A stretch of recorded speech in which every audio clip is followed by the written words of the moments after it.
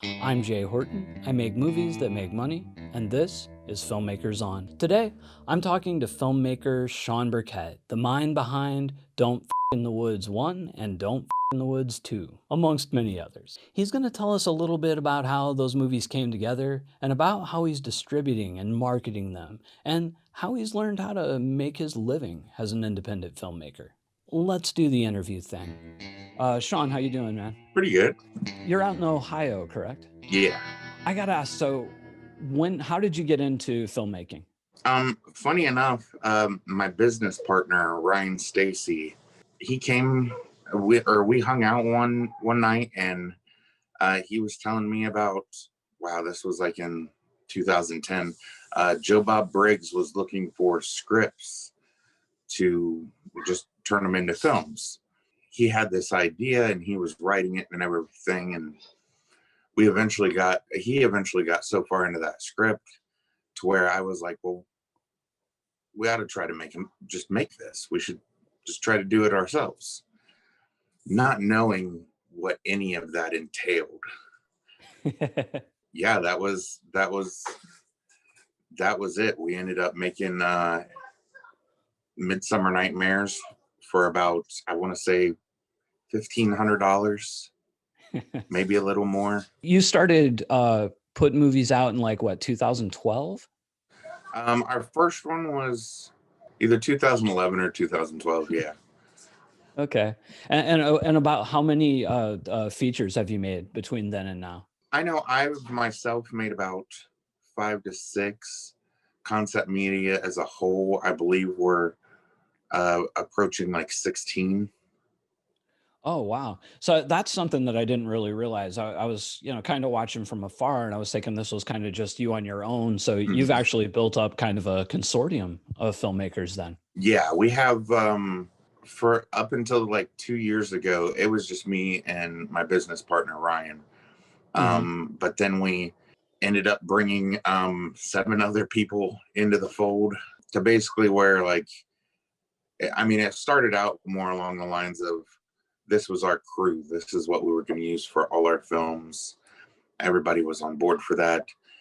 But then they each and all had their own ideas for films and started writing. So then we were like, well, hell, we don't want this to be no, you can't do that. Like, so it kind of became this bigger thing for just everyone to create everything. That's really cool. So on those early pictures, how did you do releasing? Was it like all self-releasing? Did you go through distribution?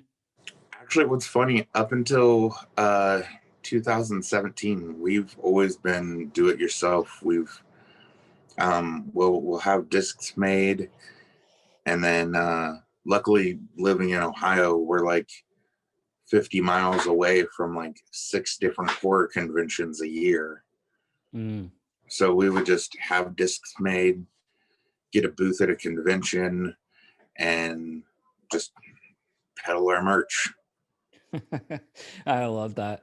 I like to be like, just get out there and do it, man. Like, you didn't wait for permission. You didn't need anybody to hand you anything. You just did it. Right. And so I would assume that these are mostly self-financed up to that point. We attempted like crowdfunding with our very first film. It just nobody knew who we were. Crowdfunding was kind of, I feel like, in its infancy at that point. So we only got like a couple $100. But we generally either have some awesome friends that believe in what we're doing and they'll throw in some funds between that and crowdfunding and looking for producers. That's generally how we've gone until 2017. So between, the early ones doing crowdfunding and then more recently doing some crowdfunding, because I know you've had some better luck recently, what would you say had changed besides people just getting your name out there? Honestly, I feel like if we didn't start off going to those conventions and networking and meeting people and developing any type of a fan base, I mean, these crowdfunders wouldn't be doing what they're doing. So it's like, I'm very fortunate and thankful for everyone that I've met in public or who shared a link even. I don't feel that if we wouldn't have put the time in and working the convention circuit, I don't think that our films would be out there as Right. far as they are. Yeah, no, I would agree with that. I mean, it sounds like you pretty much learned your business model, or like how to work with fans, between those early ones and here. You built it up, and it all seems like you're. So I first became aware of you through Don't F in the Woods, the Mhm. first one. And one thing that I noticed like straight away was it just felt really authentic. Like these are true horror fans shooting a true horror movie, without all the crazy bells and whistles. It was just like they felt like real people, the performances, like anyway. And I think that translates a little bit into your into the business side. Like I think people respond to that. Yeah, and what's the blessing and the curse to that film is that we shot that 3 different times, Oh wow. to where the final time everybody had been working with each other long enough to where we all felt like just a big family, to where I think that that has a little bit to do with how they, like, I mean, they really seem like friends, because I mean they really were. Well, let's talk about that just for a second, because I can't even fathom having to go back and shoot a movie again. Like, so you're saying you had to do it like completely 3 different times, or like kind of starting and stopping? How did that work? We were able, well, the very first time we went out to film was in 2015. I was everywhere. I wouldn't consider myself stable. I didn't know. I mean, I knew what I needed to do, but I didn't know how to go about getting things done because I didn't really have a crew. Mm. I was running camera, trying to direct. My buddy Scotty was running boom. And I had a friend who came up from Florida. She was technically my AD, but she had no clue what she was doing. Mm. She was frantic. And yeah, so that was my crew against 10 cast members. And we were shooting so late.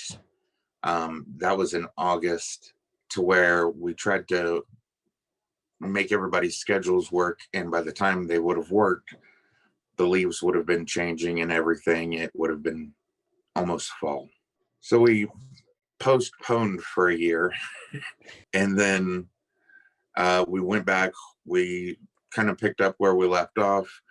We were able to shoot about half of the film before, between weather, we disturbed a yellow jacket's nest. Oh. And one actress had to go to the hospital. They flooded the lights and were just attacking everyone. Oh.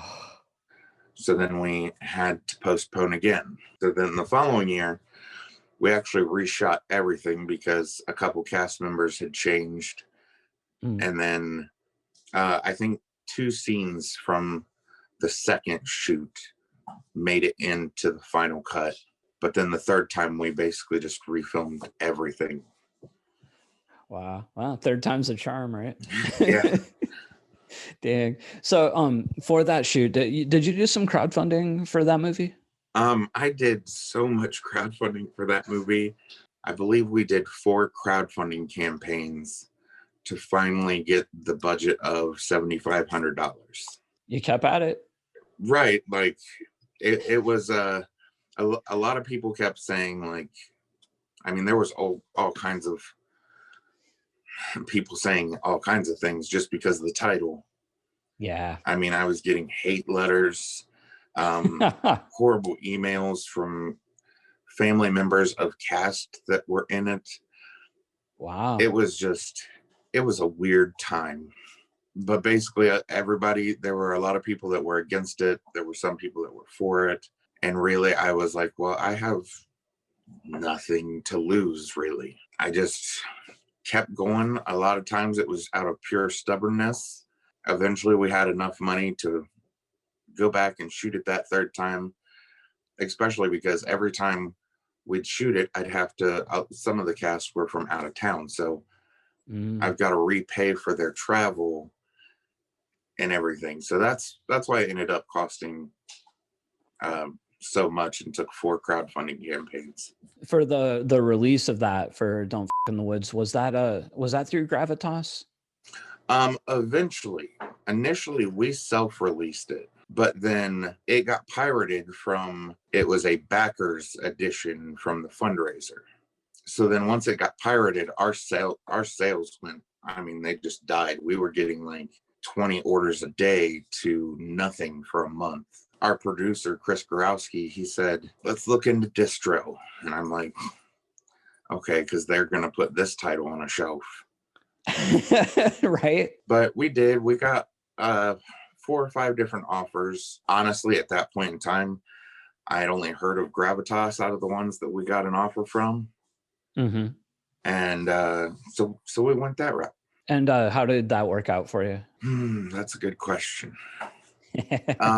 I mean, it hasn't been like a horrible experience by any means. I don't want to make it sound that way. We're still kind of learning from it. But then again, at that point in time, I knew nothing about distribution or really the film industry. When we were self-distributing, I was using a model that I used when I was in bands in like high school, to where it's like, we make flyers, we go to the mall, we pass them out. Yeah. That kind of thing. To where distribution, there's so many different things. I mean, between like TVOD, SVOD, theatrical releases, international distribution, and then you've got the length of the contract. That's one thing that I must have just skipped over because, well, let's just say I got about 13 more years until that contract's ending. In regards to marketing, so it was my first thought when I saw it. I was like, how the hell are they going to market this? Because it's like, with it'd be really hard to do ads on it because, people aren't going to allow it because of the title. So like, how did you adjust and market it? Well, Gravitas, they wanted to censor it, and we kind of went back and forth with different ideas on what would be acceptable. And are you talking about the movie itself here or just the title? Well, just the title. Okay. Which it's funny because I believe Gravitas, it's don't F and then 3 asterisks or something. Right. But anytime you search for it online, it's just don't F in the woods. There's no asterisks or anything like that. Which at that point, I'm not going to lie, I was at a low and I was like, I don't care. Just if you can get this out to people, that would be cool. Because we were just setting on it and it was literally doing nothing but playing in film festivals. So they got it out on streaming platforms, like a larger DVD release. I'm assuming like Walmart, stuff like that. And that will be my complaint area for Gravitas, is that we didn't know a lot of this, but during their acquisition of Don't F in the Woods, they were in process of being bought out. They're now owned and operated by someone completely different, to where they put the film out on all the platforms, which was great. They offered a DVD and Blu-ray release, but they did not inform me that it was going to be burnt discs. So when you go to order it from Amazon, they actually have a third-party aggregator that makes those discs, and they're all burnt discs. For people that don't know, what's the difference between a burnt disc and another? I mean, in my opinion, not a whole lot, other than a glass master disc like will play in any player. Burnt discs don't always play in like Xbox or PlayStation. But at the same point in time, when a company tells you that they're going to put $25,000 into your film, and then you find out you got burnt discs, and they won't tell you where their money went. My my first 2 movies I never made a dime on through those fees, through the marketing fees, through the sales cap. One was 25,000, one was 50,000. I mean, one of those movies was $4,000. One of them was maybe 25, and the marketing fees were more than the movies. Until last year, at December 2018 was when we first got out of the red from Don't F in the Woods. So it took about 1.5 years, but none of that was from physical sales. We didn't get out of that $25,000 cap from physical sales. So they were separating the expenses. So there's like streaming, you'll get paid for that, and it doesn't, the marketing cap doesn't affect it, but then physical sales does. Well, no, it was all together, but they would actually Oh, okay. send me a report to say how many physical copies sold, where they sold. Gotcha. They were at least like really open about that, like where things are selling. Thank God for Tubi. Yeah, I say that almost every day, man. Like, In the last like 2 years, that has been a god, like a savior for yeah, independent film. Yeah, I mean, 2 years ago, I was doing really, really well on Amazon, and I still make some decent money off Amazon, but Tubi overtook it in sales for me anyway. When it came time to do the sequel, how did you get that going? that was kind of a mistake. Well, a fluke mistake. I'd gotten an email from someone, and I talked to them for a couple months, and they wanted to invest $10,000 into making a sequel. So I was like, okay, definitely, let's do this. And he said, well, get me a budget and everything. And I got him a budget. He was like, all right, let's announce this. Let's get the ball rolling, create some hype. I did that, then never heard from him again. Oh, oh God. Ever. Like, I emailed him for literally a year after that. Right. He just totally ghosted you. Just gone. Uh, So uh, at that point, I had put out information. I put out casts. We had designs. we're shooting the movie. Well, we're making a movie one way or another. I feel those movies are just cursed because we started filming that in 2018, and we technically just finished it last month. Oh, wow. Okay.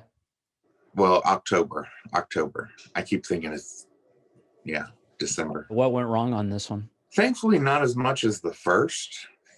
No bee attacks. Right. Murder hornets didn't come through. Right. Which was a concern. We were like, Yeah.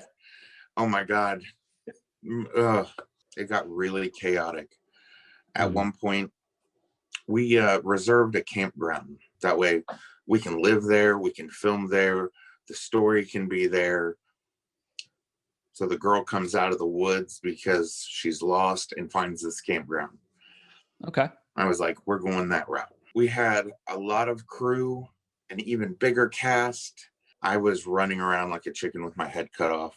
At one point, we had 3 different crews rolling at the same time in this camp to try to save time. But it got to the point where our special effects were like so tech heavy.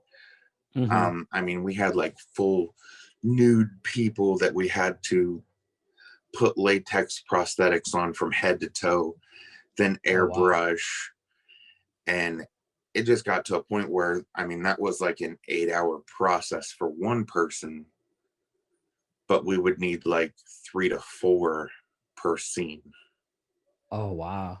Yeah, between us rotating people into prosthetics and still trying to shoot, it got to the point where we had booked this camp for 7 days, and we were on day 5, and it just didn't look like we were going to hit our goal. So it was like, I can remember it was like 6:45 in the morning, and we had been up since 8 a.m. and we're trying to knock out this one last shot. And it got to the point where it was like everybody else was just like, dude, let go. This isn't going to happen. I'm just like, no, it will. But it didn't. So at that point, I called a couple of the producers and I was like, what do you guys think? Because this place wasn't exactly cheap to rent, to where, you know, we could possibly have this for 2 to 3 more days.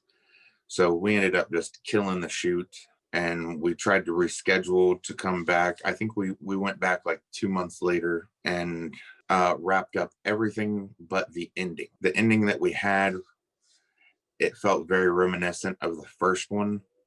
And I just wasn't 100% sold on it. So at that point, then we ended up postponing for a year.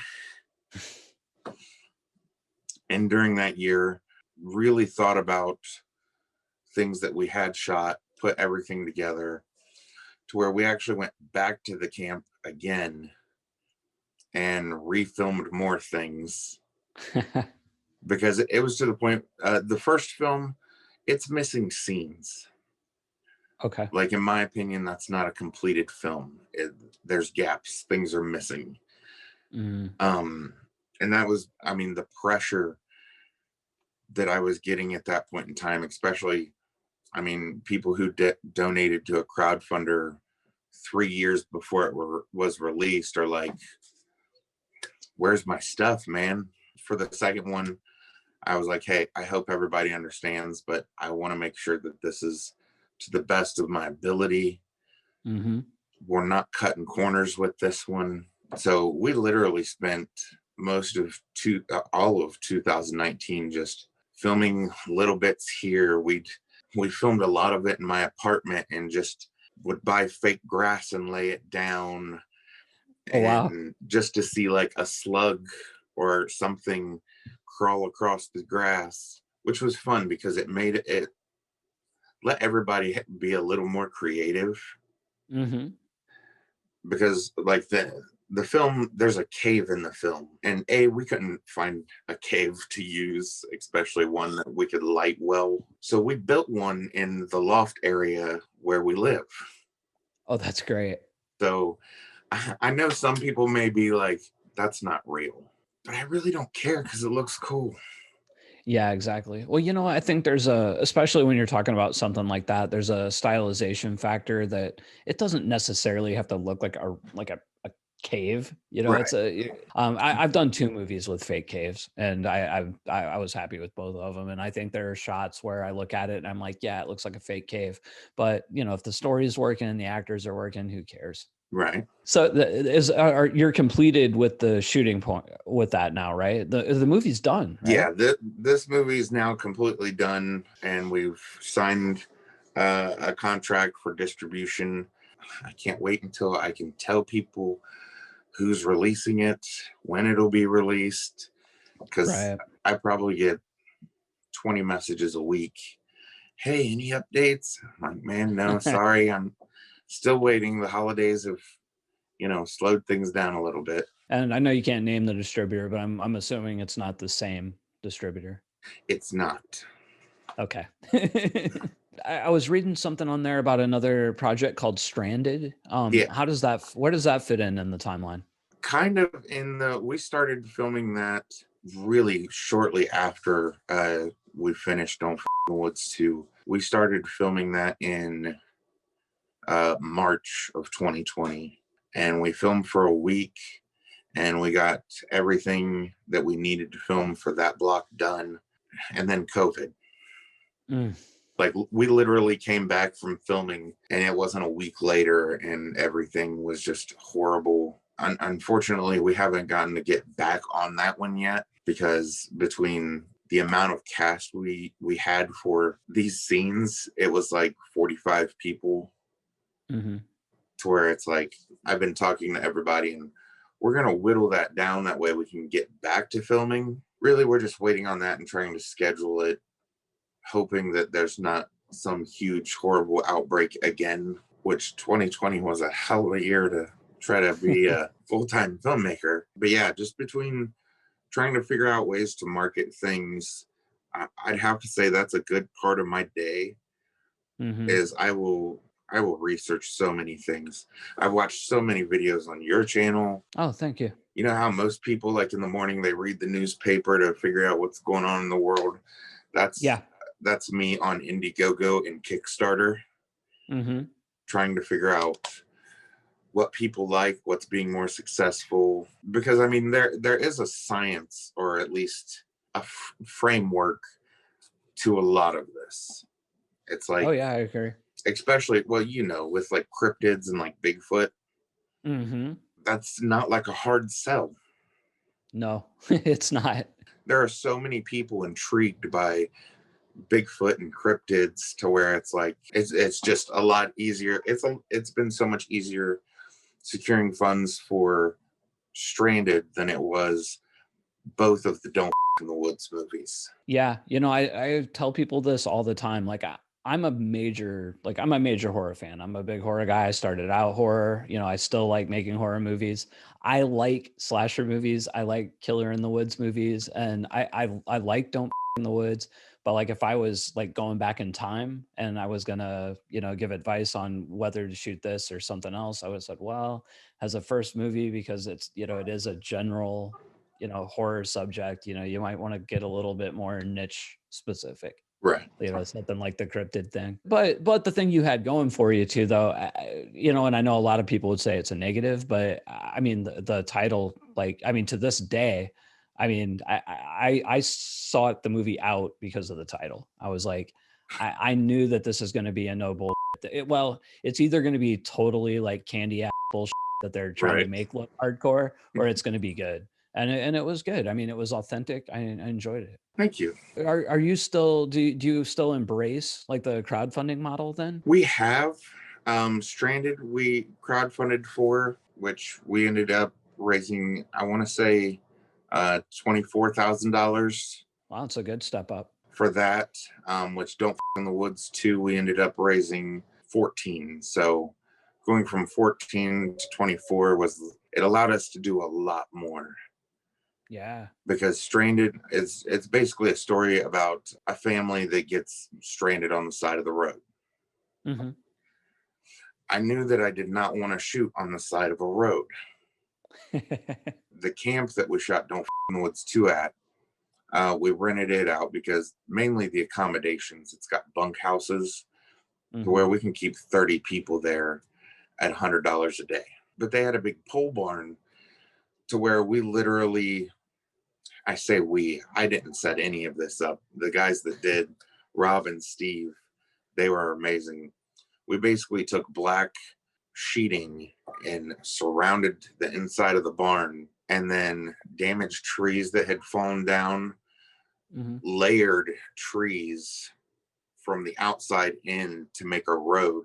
And then we just made sure that we used enough like fog atmosphere, and like we went out and like raked leaves and scattered them to where it's like I can't tell a difference looking at the film, like what's fake and what's real, because we do have some real nighttime on the road things. It saved us so much time. People weren't as cold. Plus, it gave us the ability to shoot during the day. I will forever do that if that's a possibility. Let's just rent out a big place, make it look how we need to look, and go that route. Yeah, yeah. You know, it's so funny too. So a lot of independent filmmakers are afraid to do stuff like that. They always think, oh, it's going to be cheaper just to go to the real place, just do it in the real thing. And 9 times out of 10, it is not. I mean, there's a reason people use studios and interiors and build up sets. It's pretty neat. My first movie I ever directed fully on sets, I was just like, this is freaking insane. I mean, you can shoot night, you can shoot day, you can turn it over in 5 or 10 minutes. It's like it's great. It saves so much time, plus your quality, especially audio quality. Oh, I'm very picky about audio quality, yeah. where it's like we could go shoot out in the woods, but we're either going to have ambience, or if a car drives by, because I mean we're not going to pay to shut down a road.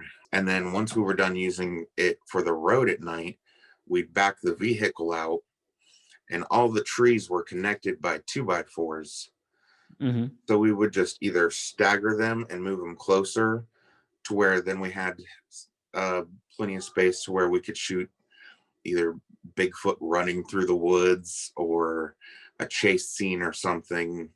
Right. It's really nice to be able to utilize something like that without having to like change lighting setups. Like we have the same lighting throughout this whole film. Oh, it's and especially hard, like on say, Don't in the Woods, where you're starting and stopping with those big, you know, gaps in between. That's really Right. hard to stay matching, Hmm. you know, especially if you're on a real location. Whereas if you go back to this one, say you have to go back and shoot more, you can recreate that. Yep. When you're starting up a new, I'm going to switch gears a little bit. When you're starting up a new crowdfunder now, so what's your process like for setting up a crowdfunder? Like, do you build out a team? It kind of varies. Sometimes I'll have Mhm. like a select few people where I'll bounce ideas off of. Mm-hmm. You know, it's like, what kind of perks would you want from, like, say Scream is doing a crowdfunding campaign? What do you want from Scream? Just to kind of get some ideas. But then basically everyone in concept media will all pitch in ideas. And like with Strained, we got to a point where I would get on YouTube and just download funny green screen stuff, like Miley Cyrus swinging on the wrecking ball for Uh-huh. every time that we would jump up 10%, and that would explode and we'd have a new percentage. Just trying to find any way to catch people's eye. I noticed over the last maybe 6 months, it seems like you've really embraced like Facebook Live or YouTube Live. Like I see you doing that quite a bit. Yeah, I I will Facebook Live people until they just are like, just take some of this money so I don't have to see your Facebook Live videos. I've had so many people message me and like, dude, you need to tone it down. And I was like, you don't get it. Like, Nope. I want this movie to be made. And if I have to do Facebook Live videos on the hour, every hour for the next 40 days, I guess you should unfollow me. Yeah, I feel the exact same way. So, so I talk a lot on this channel about, making a living, making movies, and you've transitioned into a full-time filmmaker. Would you have thought like, even 10 years ago that like, hey, I could do this full time. I don't have to do anything else. No, no. But 10 years ago, like, I was transitioning from being a full-time musician to Hmm. a stay-at-home dad. And then realized that being a stay-at-home dad, I still had a lot of free time. I'm so thankful that Ryan came along and even brought any of that to my attention, because I was getting stir crazy. Yeah. But I don't feel like I ever really thought that this could be a career path, which I'm kind of curious why I didn't, because I've been a tattoo artist before. I was a touring musician. I worked at Dairy Queen. I've worked factory work. I've done pretty much everything. But yeah, I never really thought that this could be, I knew we could make money off of it to make ends meet as far as doing the conventions and going that route. Hmm. But it wasn't until like 5 years in that I was like, okay, I see the goal at the end of the day. This is what we're trying to do. Let's try to make as many movies and as many good movies as possible to be Yeah. able to build a name. This could potentially be a career. I mean, that was when I started out. I was 27, and actually on Sunday I turned 37. So it will have been 10 years, actually in February, that we've started, or since we started making movies. Hmm. To where, yeah, it was about 5 years in that I realized, there may be something more to this. Um, can you kind of, I mean, and I don't know, I know it was probably a series of things, but can you narrow it down? Was there like a moment where you were like, oh, wait a minute, this is, I just paid all my bills this month with my movie stuff. It was in the crowd. It wasn't really like as far as paying bills or anything, but during Hmm. in the crowdfunding process, there was one person who contributed like $5,000, and that just kind of blew me away, because at that point I'm like, wow, do you know what $5,000 could, like, do for a person? And like, for me at that point in time, like, I've got two small kids, I'm a single dad. Like, that's a game changer. To where then I started, like, that's when I really started to connect with people who were contributing, and trying to, like, not necessarily network, just get to know them, because everybody's got a Hmm. fascinating story. And it's like, I'm sorry, if somebody's going to drop $5,000 on this kid from Ohio that's trying to make a creature feature, I want to know more about this guy. Yeah. Like, Yeah. just like, and I talked to him for several years, just getting to know him, just because it was like, I don't know, it was just crazy for me, especially at that time. It's like, I couldn't ever imagine being able to drop $5,000 on a project that I just came across online, to where it's like it's really amazing, and it humbles you in a way to where you're like, wow, these people like believe in this. They believe in me in this project, to where it's like, okay, I could do this. Like, if it wasn't for people who had that kind of support for me or the film, I mean, there's a fair chance that that film would have never gotten made. I would be working at some factory, and we would not be having this conversation. Yeah. Yeah, for sure. And I think you hit the nail on the head too with one of the things, one of the chief things that makes a crowdfunder successful, and it's the fact that you're interacting with your, with the contributors on Right. more than a just, oh, hey, thanks. Like you're actually taking the time to, because they want to be involved. They want to hear from you. Right. And I love to involve people. Like, I'm somebody, it's like, I don't consider myself the best script writer, to where it's like I will bounce my ideas off people. I will try to get them involved, be like, hey, what do you think about this? And I Hmm. was like, and act like this isn't me and you, like somebody randomly just sent you this. I want you to be as critical as possible. I would rather make something great than something that is just my idea and subpar. And it's great because it's like I don't have like your typical family, like mom and dad and all that kind of stuff. So it's like these people have become my family. Hmm. So that was another great thing. An amazing support system for sure. So I always ask this question. If hypothetical, if I were to show up on your doorstep with $50,000 to shoot a movie, what kind of movie would you shoot, and how would you spread that basic budget out? Man, and I could only make one movie. You could make more if you want. I would probably try to make 3 films. One being I really want to make a Mothman film, That would be cool. to where I would probably take 20,000 and put it towards that, because I would want to try to shoot in Point Pleasant, 30 left. Hmm. I would split that 15 and 15. I would make possibly something supernatural or paranormal, to where it's minimal locations. Hmm. Yeah, I don't know what else I'd make. That's That's cool. That's cool.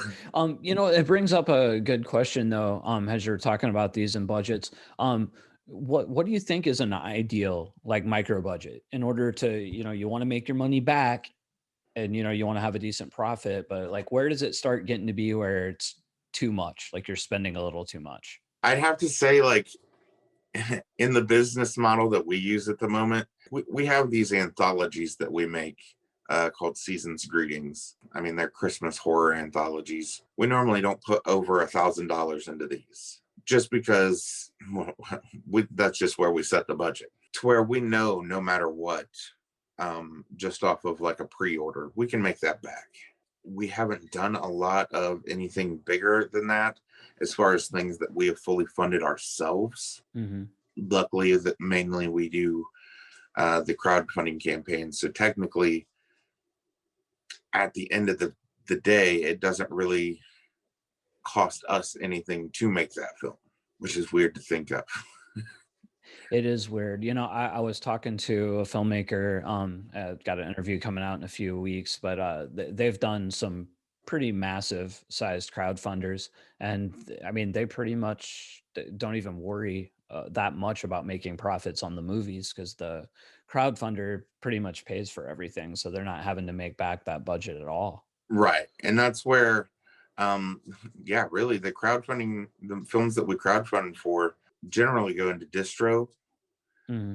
So we know that, I mean, it's going to be another at least year or two before profits are really made off of that. Um, Yeah. to where I guess we just haven't had that a lot. But then we have our micro budget stuff that we make to basically keep the websites rolling. Right. Keep money rolling in the short term. Right. So, like with these anthology things, it was kind of sounding like, do you have other filmmakers make stories for those? The first one, it was just me and my business partner. We Hmm. just went back and forth, and we ended up making 5 stories, and we just shot them. I think it took like 2 months of just weekends, and we just one weekend we'd shoot this short, the next this short. Really easy to do. It wasn't like, I don't know, filming a feature.